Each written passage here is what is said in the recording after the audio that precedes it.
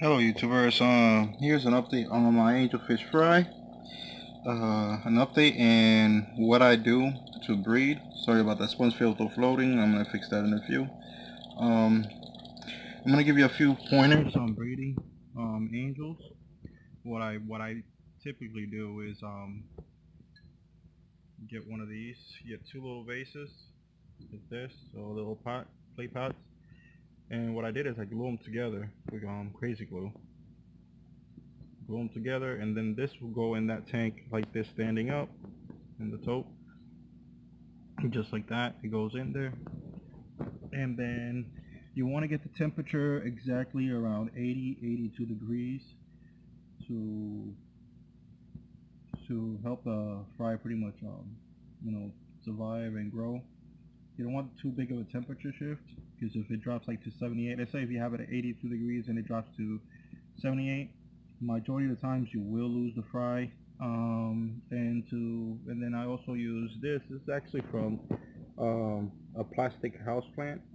I just bought one of those plastic house plant, and what I did is I cut the leaf off, and since I had old Korean plants decoration, I took out the weight, put it in there like this, and when it goes in the water, it will stand. If you put it the right way, it will stand like that in the water in the corner. And this is for when the fry actually hatch and they're in the wiggler stage and the parents wants to move them, so they don't move it to the top of this vase, since it does have a hole, and if they go in there they will die.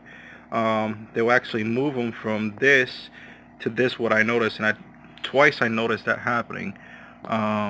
And all you do is you get this leaf, rinse it out really well, with some dechlorinated water. Rinse it out really well, make sure there's nothing on it, no dust, no any particles.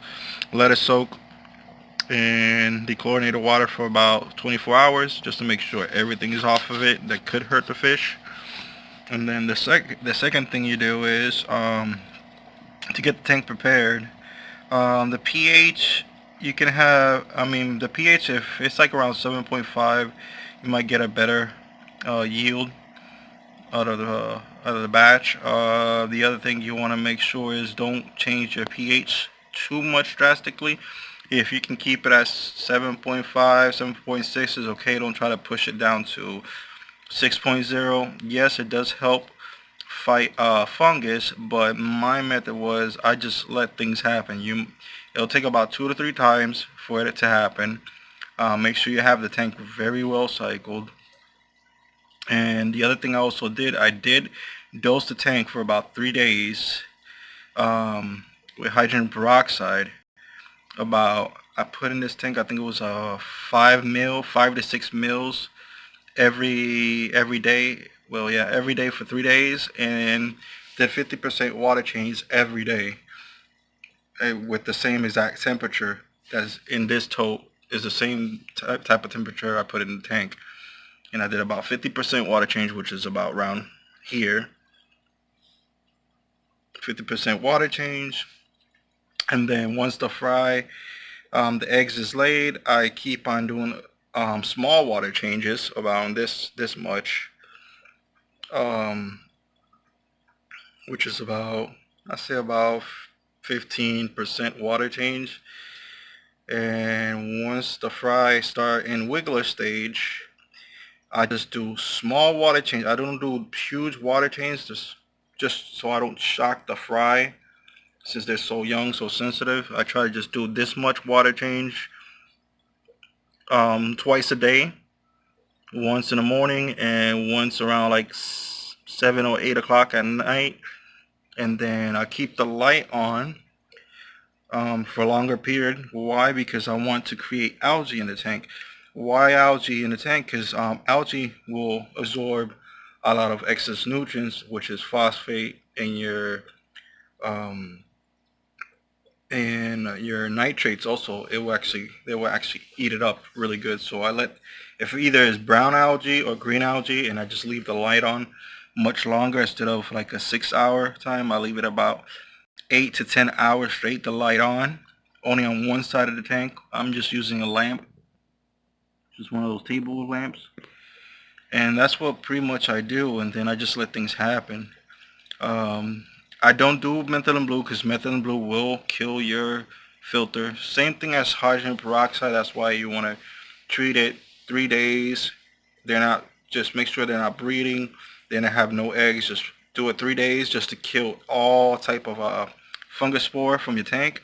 Do big water changes and just let it happen, and it will happen on this. It will happen naturally, and then it will raise a fry. Usually it takes about 3 to 4 attempts. Some people take about 2 attempts. It took me about 5 attempts because the first 3 times I did methylene blue didn't work, killed everything in my tank. I did the other fungus cure thing, didn't work also. And the other thing I did use was I used a little bit of iodine. The iodine solution, I just put about 5 drops in the tank, and that also kills any type of fungus, and it's not that bad for your filter. And I do have 3 sponge filters in this tank. I have one back there. I got this one up here, which is rated for 10 gallons. Both of them are rated for 10 gallon. And the one back there is rated supposedly for 35 gallons, but I'll say it's more like 20 gallons. So this tank is getting filtered with those 3 filters. Probably, I don't want to say 40 because they're working halfway, because each time we add a sponge filter, they do work halfway, half of the job. So let's say if they're 10 gallons, so 5 gallons each plus 15, so I got 25 gallons worth of filtration in this tank. And I do water change. Now they're about this big. I'm doing water change every 2 days. Once they get a little bigger, they're about close. Some of them are dime size and some of them are nickel size. There are a few are staying a little bit small, which is normal because that's the batch I took from the other pair and I put it in with these pair when the other fry was still small, since they both bred in 2 different tanks fry. So I decided to experiment and I moved them over here. That's why I have smaller fries in here, so that they're raising themselves and they're doing a great job. All 6 of them that I moved over here that survived from the other tank, they're raising them like their own. So that's a quick little tutorial.